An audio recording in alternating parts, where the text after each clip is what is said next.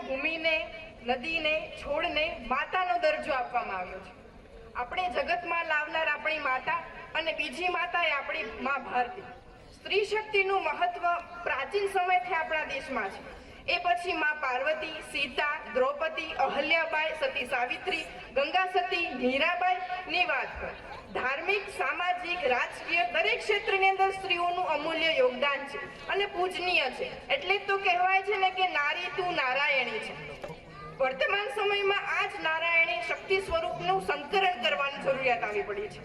એની આવશ્યકતા ઊભી થઈ છે. અત્યારના સમયમાં નારી સન્માનની ભાવના અને નારી વિકાસના પ્રયત્નોને માટે સહકાર આપવાની જરૂરિયાત એટલા માટે છે કે ભૂતકાળમાં ક્યાંય ને ક્યાંય એમનું અસ્તિત્વ એક ખોરવાયું છે. એમના અસ્તિત્વનો ઉજાગર કરવા માટે અને ઊંચું સન્માન આપનારો દિવસ નીવડી શકે ફરીથી એમાં કોઈ શંકાને સ્થાન નથી. સ્ત્રીઓનું સશક્તિકરણ અને મહત્વ પર વધારે પ્રકાશ પાડવા માટે હું આપણી શાળાની વિદ્યાર્થીની કાલવાણી તમન્નાને વિનંતી કરીશ કે આવી અને આ વિષય પર વધારે પ્રકાશ પાડે. જય Bhavani to one and all present all over here. હું કાલવાની તમન્ના જય ભવાની ચેરિટેબલ ટ્રસ્ટના પ્રમુખ શ્રી ઘેરાભાઈ જાદવ, સંચાલક શ્રી અલ્પેશભાઈ જાદવ અને શિક્ષકગણ અને મારા પ્રિય વિદ્યાર્થી મિત્રો, आप सभी को गणतंत्र दिवस की हार्दिक शुभकामनाएं. नमस्ते. यत्र नारी पूज्यन्ते रमन्ते तत्र देवताः, यत्रास्तु न पूज्यन्ते सर्वफलतः क्रिया. और जहाँ नारियों का सम्मान होता है वहाँ देवियाँ वास करती है और जहाँ नारियों का सम्मान नहीं होता वहाँ सभी कार्य निष्फल हो जाते हैं. आज मैं यहाँ महिला सशक्तिकरण पर कुछ बातें बताने के लिए उपस्थित हुई. महिला सशक्तिकरण एक ऐसा विषय है जो हमारे समाज के स्तर पर महत्वपूर्ण भूमिका निभाता है. यह न केवल महिलाओं के अधिकार और अवसरों का मतलब है, बिल्कुल यह पूरे समाज और अधिकार का मतलब है.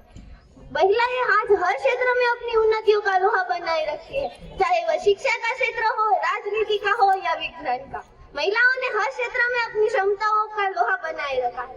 लेकिन समाज में पड़ने वाली कई बाधाएं हैं जिनके कारण महिलाओं के सशक्तिकरण का महिलाओं को समाज में पढ़ना पड़ता है. महिला सशक्तिकरण की आवश्यकता हमें क्यों है और उसकी जरूरत हमें क्यों पड़ी? महिला सशक्तिकरण के हमारे समाज में सदियों पहले से ही महिलाओं को दबाया गया है. बेटा बेटी में भेदभाव, शिक्षा के अधिकार में वंचित कर देना, बाल विवाह जैसी, दहेज जैसी प्रथाओं से महिलाओं की उन्नतियों को रोक देना. लेकिन अब समय बदल रहा है. महिलाओं ने यह साबित कर दिया है कि वह घर की चार दीवारी तक सीमित नहीं रह सकती.